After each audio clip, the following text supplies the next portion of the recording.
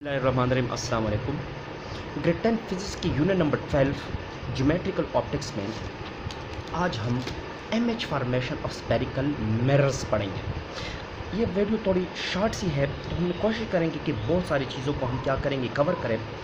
तो image formation से पहले थोड़े हम रूल्स के बारे में बात करते हैं कि स्फेरिकल मिरर के साथ जो रूल्स है, याद रखें मैं रिफ्लेक्शन के वो लॉस के बारे में नहीं बताता, बल्कि मैं आज आपको जो रूल्स है जो इमेज फॉर्मेशन के लिए बहुत ही ज़्यादा हेल्पफुल है, तो उसके बारे में हम डिस्कस करेंगे। तो रूल नंबर 1, ये आपके साथ एक कनकेव मिरर है, ये आपके साथ प्रिंसिपल एक्सेस है।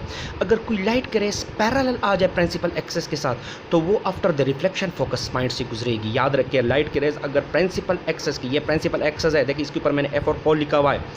अगर लाइट के रेस पैरेलल आ गई, ये लाइट रेज है, देखिए इनकमिंग है, ये मिरर के ऊपर पड़ेगी तो ये फोकस पॉइंट से होकर जाएगी, रिफ्लेक्टेड रेस फोकस पॉइंट से होकर जाएगी। ये रूल नंबर 1 है। रूल नंबर 2, अगर कोई लाइट की रेस फोकस पॉइंट से होती हुई मिरर के साथ क्या करती है, इंसिडेंट करती है, तो आफ्टर द रिफ्लेक्शन पैरेलल होकर जाएगी, मिरर प्रिंसिपल एक्सिस के साथ पैरेलल होकर जाएगी। याद रखें, ये रूल नंबर 2 है।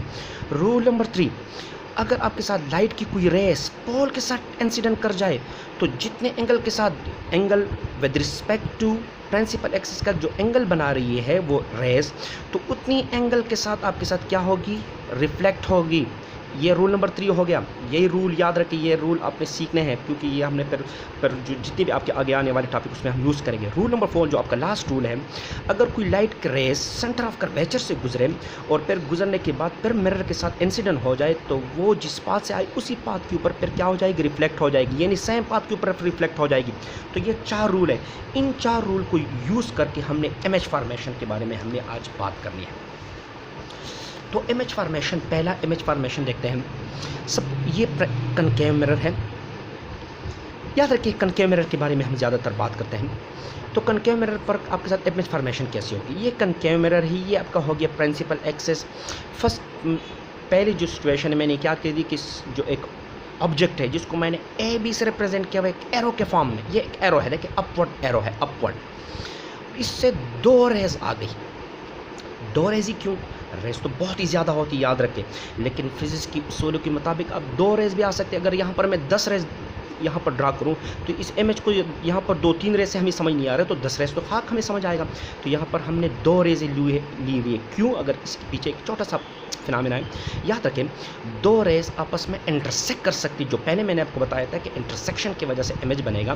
तो याद रखें, 2 रेस के बीच में इंटरसेक्शन हो सकती है, एक नहीं लिख सकते, क्योंकि एक में इंटरसेक्शन नहीं हो सकती, 3 में भी हो सकती, 4 एंड सो ऑन, 10 में भी हो सकती है, लेकिन 10 में थोड़ी फिर चीज़ें मुश्किल हो जाएगी, लेकिन कम से कम आप 2 रेज़ें ले सकते हैं। तो ये आपके साथ एक ऑब्जेक्ट है एरोनोमा, जो अपवर्ड डायरेक्टेड है, ए बी का नाम है, उसको मैंने दिया हुआ, इससे 2 रेज आ गई। आप कहीं पर भी इसको फोकस कर सकते हैं, यानी सी के ऊपर से भी रेज को ले आ सकते हैं, एफ के ऊपर, रूल मैंने आपको बताए थे। सपोज आपके साथ एक रे ये है जो पैरेलल चली गई, और एक रेज आकर आपके साथ पोल के साथ आ गए।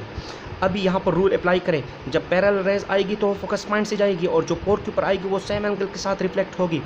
एक पॉइंट के ऊपर दोनों इंटरसेक्ट करेंगे, इस इंटरसेक्शन वाले पॉइंट को ऊपर मिलाए, किसके साथ, प्रिंसिपल एक्सिस के साथ मिलाएं, और एरो को नीचे की तरफ मिलाएं, क्योंकि इंटरसेक्शन नीचे की तरफ हो गई है। वो देखो वहाँ पर इंटरसेक्शन ऊपर की तरफ थी, एरो ऊपर की तरफ तो मैंने बनाया था, यहाँ पर एरो आप क्या बनाए, नीचे की तरफ बनाए। तो यानी आपके साथ यहाँ पर इमेज बन गया सी और एफ के बीच में, यानी अगर ऑब्जेक्ट सी से पीछे है तो आपका ऑब्जेक्ट का जो इमेज बनेगा, जिसको हम ए डैश और बीट से रिप्रेजेंट करेंगे, वो कब का कहाँ पर बनेगा, सी और एफ के बीच में बनेगा। मैं थोड़ा जूम करता हूँ ताकि आपको नज़र आ जाए।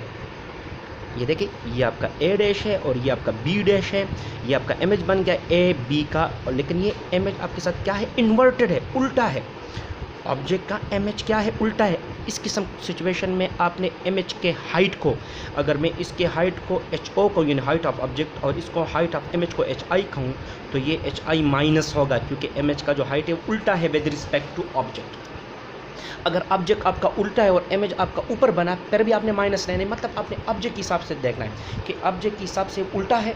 अगर ऑब्जेक्ट ऊपर की तरफ है और इमेज नीचे की तरफ आ गया, तब आपका ऑब्जेक्ट, आपने क्या करना है, इसमें माइनस साइन अपेंड करना है इमेज के साथ। दूसरी सिचुएशन है, मैंने क्या कर दिया है कि ऑब्जेक्ट को मैंने सी और एफ के बीच में रखा। देखिए ये वो ऑब्जेक्ट वही ए बी ऑब्जेक्ट है, इससे फिर वही दो रेज है, एक पैरेलल है और एक पोल है। रूल अप्लाई करें तो पहली रूल जो है आपके साथ पैरेलल है तो ये फोकस पॉइंट से जाएगी, और पोल वाली तो आपको पता है कि वो सेम एंगल के साथ चली जाएगी। तो एक पॉइंट के ऊपर आपने इंटरसेक्शन करनी है, इस पॉइंट को आपने क्या करना है, ज्वाइन करना है प्रिंसिपल एक्सिस के साथ, और इंटरसेक्शन नीचे की जाने तो एरो नीचे की तरफ बनाए। तो देखिए आपका जो अगर आपका ऑब्जेक्ट सी और एफ के बीच में है तो आपका इमेज, आपका जो ए डैश और बी डैश का जो इमेज है वो सी के पीछे बनेगा। यहाँ पर थोड़ा आप देखें ये इमेज थोड़ा बड़ा भी बन गया है, तो यानी आपका ऑब्जेक्ट अगर सी और एफ के बीच में है तो आपका इमेज बड़ा भी होगा और उल्टा भी होगा। सेम टर्मिनोलॉजी ऊपर वाले की तरह, माइनस साइन यहाँ पर आपने ऑब्जेक्ट की जो इमेज है तो उसके हाइट यानी H I height of image के साथ आपने यहाँ पर माइनस साइन को भी बनाना हो, मतलब लिखना हो। तीसरी सिचुएशन में मैंने क्या कर दिया, उसी ऑब्जेक्ट को मैंने कहाँ पर रख दिया, फोकस पॉइंट के ऊपर रख दिया। यहाँ पर थोड़ी सिचुएशन थोड़ी निराली होने वाली है। यहाँ पर मैंने फोकस पॉइंट के ऊपर ऑब्जेक्ट रख दिया, वही ऑब्जेक्ट ए बी है। अब साइज़ को थोड़ा ना देखें क्योंकि ये मैंने खुद से रफ सी की हुई है, तो आपको जस्ट समझाने का मकसद है यहाँ पर मैंने, बाकी चीज़ें आपका इमेज कभी भी नहीं जाएगा, वही बनेगा जो आपका ऑब्जेक्ट होगा। अभी आपका ऑब्जेक्ट है ए बी जो कि मैंने फोकस पॉइंट के ऊपर रखा। सेम टर्मिनोलॉजी पर ऊपर वालों की तरह मैंने यूज़ किया। एक लाइट की रेज है जो कि पैरेलल आ रही है और दूसरे रेज आपके साथ पोल के ऊपर आ रही है। रूल का रूल वही रहेगा, अगर आप ऑब्जेक्ट यहाँ पर रख दे, फोकस पॉइंट के ऊपर रख दे, जहाँ पर भी रख दे, रूल आपका चेंज नहीं होगा। रूल होता ही ऐसा है कि जो चेंज ना हो। तो आपके साथ ये जो रेज है जो पैरेलल है ये फोकस पॉइंट से आएगी, और जो पैरेलल रेज है ये आपके साथ सेम एंगल के साथ आएगी। तो यहाँ पर तो ये लाइट के रेज रिफ्लेक्टेड जो रेज है ये तो पैरेलल हो गए, और याद रखिए पैरेलल रेज आपस में इंटरसेक्शन नहीं करेगी, लेकिन ये इंटरसेक्शन से आपको मैंने कहा था कि इंटरसेक्शन होगी तब जाके इमेज बनेगा। अभी यहाँ पर हम ये तो नहीं कह सकते कि इमेज नहीं बनेगा। देखिए डायग्राम में तो नहीं बन रहा है, लेकिन हम ये कह भी नहीं सकते कि इमेज नहीं बनेगा। इमेज ज़रूर बनेगा, ऑब्जेक्ट तो है आपके साथ। इस किस्म के ऑब्जेक्ट के इमेज को हम कहते हैं कि वो इन्फिनिटी में बनेगा, बहुत दूर बनेगा। यानी आप इस कागज़ में, अगर मैं इस डायग्रामिंग को इस कागज़ या आपके ब्लैक बोर्ड या आपके वाइट बोर्ड के ऊपर बनाए तो ब्लैक बोर्ड, वाइट बोर्ड और इस कागज़ के ऊपर तो आपके इंटरसेक्शन तो पॉसिबल नहीं है। हाँ, दूर जाकर पॉसिबल है, क्योंकि पैरेलल रेज बहुत ही दूर जाकर इंटरसेक्ट करती है। इस किस्म के इमेज को हम कहते हैं कि ये इन्फिनिटी में बनते हैं। अभी आप क्या करें, सिचुएशन नंबर 4 में आप थोड़ा क्या करें और एक्सीड करें, यानी आप ऑब्जेक्ट को फोकस, यहाँ पर फोकस पॉइंट है, फोकस पॉइंट से थोड़ा आगे ले जाए, यानी पोलर फोकस पॉइंट के बारे में देखेंगे तो यहाँ पर सिचुएशन और भी ज़्यादा खूबसूरत हो जाएगी। ऑब्जेक्ट ए भी है जिसको मैंने फोकस पॉइंट और पोल के बीच में रख दिया। वही दो रेज है, एक पैरेलल है और एक पोल के ऊपर पड़ रही है। दो रेज रिफ्लेक्ट होकर एक फोकस पॉइंट से होकर जाएगी और एक सेम एंगल के साथ रिफ्लेक्ट होगी। ये दोनों रेज एक दूसरे से दूर जा रही है, मतलब इंटरसेक्शन का तो नाम ही नहीं है यहाँ पर, मतलब पॉसिबल ही नहीं है। तो हम क्या करेंगे, इस सिचुएशन को हल करने के लिए और कम करने के लिए इन दोनों रेस को हम बैकवर्ड डायरेक्शन में एक्सटेंड करते हैं। याद रख के जब मैं मिरर फोकस पॉइंट के बारे में पढ़ रहा था कनकेव और कन्वेक्स में, वहाँ पर भी हमने सिचुएशन ये कन्वेक्स के साथ किया था। याद रखें कनकेव में एक सिचुएशन होगी जब रेस को आपने बैकवर्ड डायरेक्शन में एक्सटेंड करना है। रेस को नहीं, मतलब रिफ्लेक्टेड रेस को 1 फुट 1 मीटर रूल के ज़रिए से ये जो लाइन है इस लाइन को आप फुट और पेंसिल की मदद से बैकवर्ड डायरेक्शन में एक्सटेंड करें। पीछे की तरफ मिरर के जो अनशाइनी सरफेस है, जो पॉलिश सरफेस है, जो ब्लैक साइड है उसकी तरफ एक्सटेंड करें।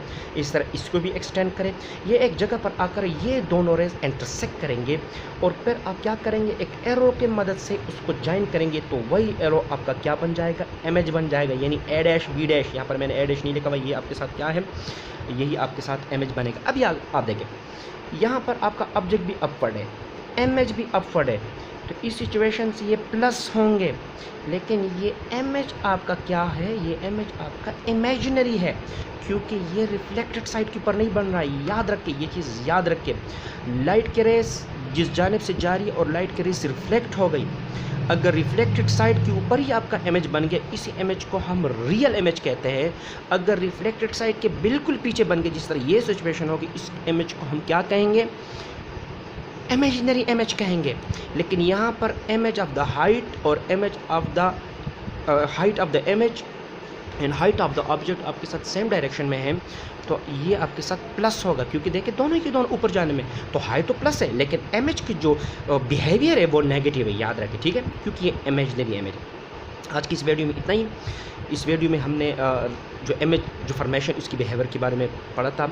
नेक्स्ट वीडियो में हम इंशाल्लाह मिरर इक्वेशन के बारे में पढ़ेंगे। तब तक के लिए अल्लाह हाफ़िज़।